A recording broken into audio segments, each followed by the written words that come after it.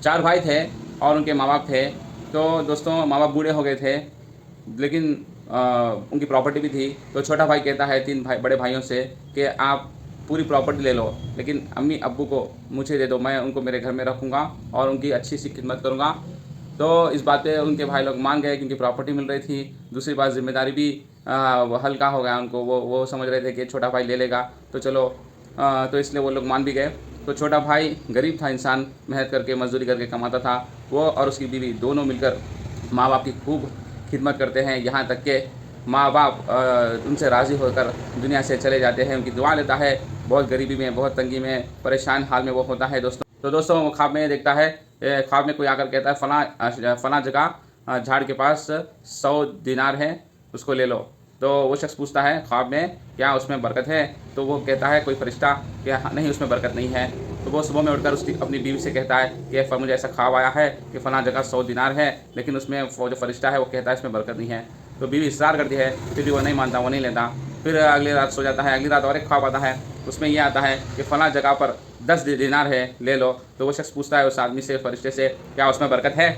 तो फरिश्ता कहता नहीं, बरकत नहीं है। फिर अगली रात फिर ख्वाब आता है, उसमें बात आती है कि फ़लाँ जगह 1 दिनार है। तो ये शख्स पूछता है उस फरिश्ते से, क्या उसमें बरकत है? तो फरिश्ता कहता है हाँ, उसमें बरकत है। तो फिर वो जाकर 1 दिनार फ़लाँ जगह उसको 1 दिनार मिलता है। उससे वो 2 मछलियाँ खरीदता है। खरीदने के बाद दोस्तों वो मछलियाँ जब खरीद के घर लाता है, तो जब उसको काटता है मछलियों को, तो दोस्तों बुजुर्गों, एक एक मछली के अंदर एक मोती निकलता है, 2 मोतियाँ मिल जाते हैं, 2 डायमंड्स मिल जाते हैं। फिर उसको बेचने के लिए दोस्तों बुजुर्गों वो जाता है एक ज्वेलर के पास, हीरों का बिजनेस करने वालों के पास जाता है। वो बोलता है नहीं, मैं नहीं खरीद सकता। तो सारे दुकान वाले बोल देते हैं नहीं, हम नहीं खरीद सकते, इसकी जो वैल्यू है बहुत ज़्यादा है, ये कोई हम नहीं ले सकते, बहुत कीमती डायमंड्स है आपके पास।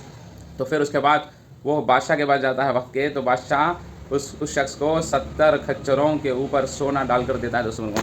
70 खच्चरों के ऊपर 70 खच्चरों के ऊपर सोना डालकर देता है 2 डायमंड्स के बदले में दोस्तों बुजुर्गों। अल्लाह अकबर दोस्तों, एक खच्चर के ऊपर कितना सोना होगा आज के हिसाब से? आज जो सोने का जो प्राइस चल रहा है तकरीबन 80,000 एक तोला चल रहा है।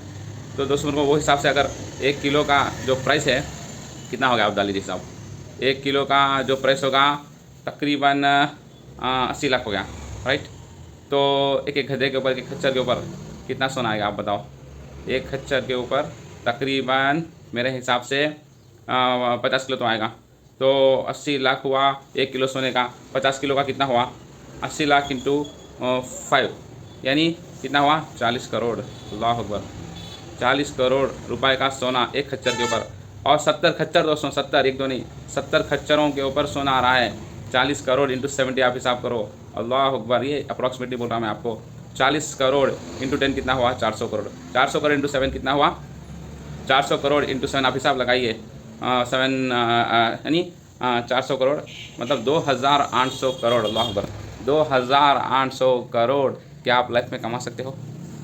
कि कोई भी बिजनेस कर लो, कुछ भी कर लो दोस्तों, आप नहीं कमा सकते दोस्तों बुजुर्गों। 2,800 करोड़ रुपए का नफ़ा उस बंदे का हुआ। किस लिए हुआ दोस्तों? माँ बाप की खिदमत करने की वजह से, माँ की दुआ लेने की वजह से, बाप की दुआ लेने की वजह से। दोस्तों आज हमारे माँ बाप ज़िंदा हैं फिर भी हम उनकी कदर नहीं करते। दोस्तों आज हमारे माँ बाप हैं फिर भी हम उनकी वैल्यू नहीं करते। और अब उनकी दुआ अगर लग गई ना, हमारा बेड़ा पार हो जाएगा। लेकिन दोस्तों बुजुर्गों, हम बीवी की बात सुनकर, उनकी बात सुनकर तो क्या करते, अक्सर दुनिया में आज चल रहा है कि लोग माँ बाप की खिदमत नहीं करते, माँ की दुआ नहीं लेते, बाप की दुआ नहीं लेते, फिर परेशान होते रहते हैं। दोस्तों उनकी दुआ ले लो दोस्त, बस दोस्तों को दुनिया में अल्लाह बेशुमार देंगे, आखिरत में तो है जन्नत का वादा है। दोस्तों को दुनिया में बड़ा मसला हो जाएगा। आज इंसान रोज़ी के चक्कर में यहाँ वहाँ घूमता है। दोस्तों माँ बाप की खिदमत करते हुए आप जो भी करोगे ना, अल्लाह ताला उसमें आपको बरकत देंगे, कामयाबी देंगे दोस्तों। हाँ दोस्तों, तो आपसे रिक्वेस्ट है, मुझे आपसे रिक्वेस्ट है, अगर आपके माँ बाप ज़िंदा हैं तो उनकी नाखुशी मत करो, उनको खुश करो, उनको राज़ी करो, उनकी दुआ लो दोस्तों। अगर उनको नाराज़ कर दोगे दोस्तों परेशान हो जाओगे। मेरी बात सुनो, आपसे रिक्वेस्ट करता हूँ दोस्तों, माँ बाप की दुआ लो। माँ बाप की दुआ लेने से आपकी दुनिया भी अच्छी हो जाएगी, आखिरत भी अच्छी हो जाएगी। उनकी खूब खिदमत करो, खूब सेवा करो दोस्तों, खूब उनको राज़ी कर लो। अल्लाह ताला बहुत रोज़ी में बरकत देगा दोस्तों। बस उनकी दुआ ले लो, आपका बेड़ा पार हो जाएगा दोस्तों। तो मेरी आपसे रिक्वेस्ट है, उनकी दुआ लो, उनकी खिदमत करो। उनको क्या चाहिए पूछ पूछ के उनकी बातों में अमल करो। हाँ, अगर कोई शरीयत के खिलाफ अगर वो कोई बात बोलते हैं तो उस पर हमें अमल नहीं करना है, लेकिन शरीयत के हिसाब से अगर हाँ तो उस पर अमल करना ही है। वो जो ज़रूरियात की चीज़ें पूछते हैं तो उसको हमको ला कर देना ही हर हाल में। तो इसलिए हमारी गुजारिश है कि जब तक माँ बाप जिंदा है उनकी कदर कर लो, जाने के बाद रोएंगे, अफसोस करेंगे, लेकिन उस वक्त अफसोस करना रूप एक कुछ भी फ़ायदा नहीं होगा। क्या फ़ायदा होगा, वो चले गए, वो जाने के बाद तुम रोगे पीटोगे तो क्या फ़ायदा, आप जिंदा है तो कर लो ना। बहुत सारे लोग ऐसा ही करते हैं, जाने के बाद अफसोस करते हैं, क्या फ़ायदा हुआ।